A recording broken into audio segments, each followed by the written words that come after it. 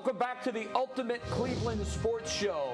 We want to take you to a recent clip from Scoop City, Diana Rossini's podcast. Dane Brugler, friend of the show. We've had him on. He really knows what he's talking about when it comes to the NFL draft. Listen to what he said the Browns were prepared to do if one quarterback that didn't come out would have. When you look back on it, how are you going to look back at the 2025 draft? The Travis Hunter trade, I think that is going to be my lasting memory of this class, is Jaguars being bold, getting someone that's going to help them on offense and defense, and then what does this mean for the Browns moving forward? It's a pretty exciting quarterback class next year. There's not like a Caleb Williams or a Drake May where it's like, oh, there's an obvious number one guy, but there's a lot of talent at quarterback. And it's funny, Drew Allar is one of them from Penn State. If Drew Allar would have declared, he probably would have been the number 2 pick to his hometown Browns. But he goes back to Penn State, and now we'll be talking about him. We'll be talking about Arch Manning. We'll see what happens this year with the 2 rookies and all that. But the Browns next year going into that draft will be so pivotal for them and for all the jobs in that building.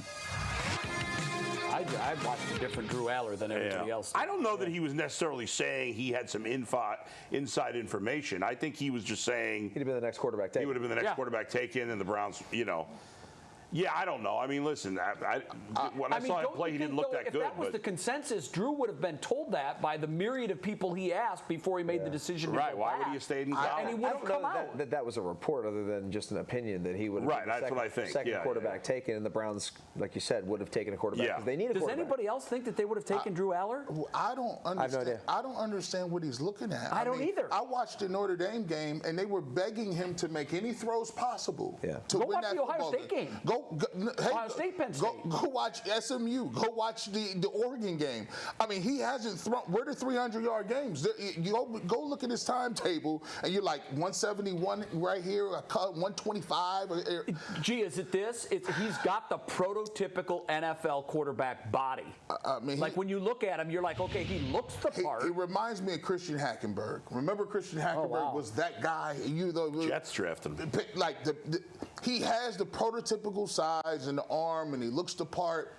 And I get it, but I mean, I'm looking very hard at it, and I'm just looking at it, and I just don't see it. Now, not to say that the kid can't come out next year and light it up and do something and make his stock go up, but from what I saw in the college football playoffs, I didn't see the number 2 pick out on the field. I didn't see that. I think it's more based off of the raw potential for the kid. Like he went back for another year because he needs more time to play, and like you saw what Notre Dame did.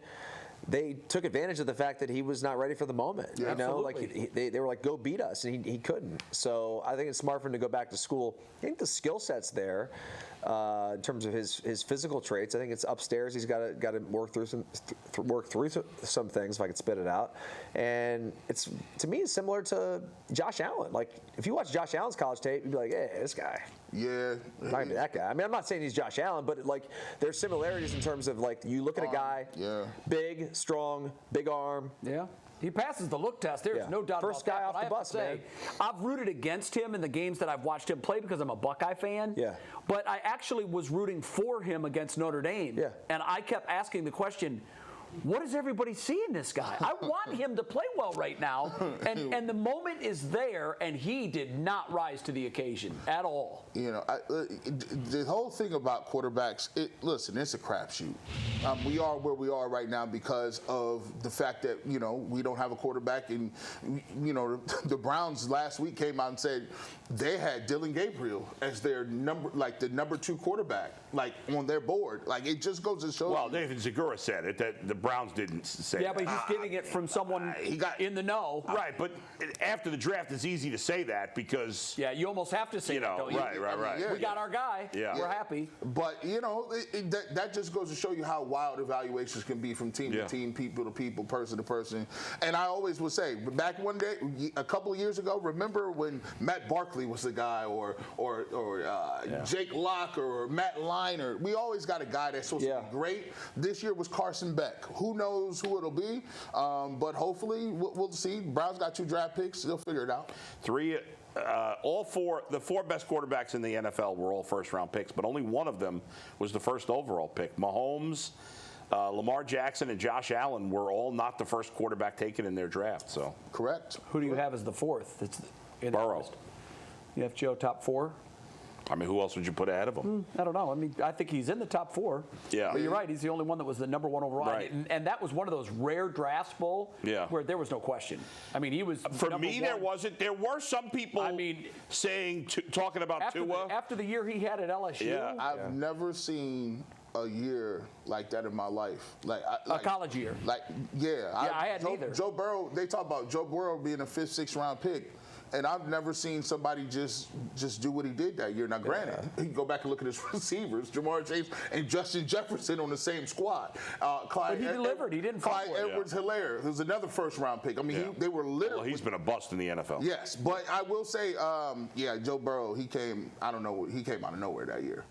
Maybe there's a guy who comes out of nowhere this year in the draft and becomes. Yeah. That's the thing. There, we can make a list now of the guys that we think will be the best available quarterbacks next year.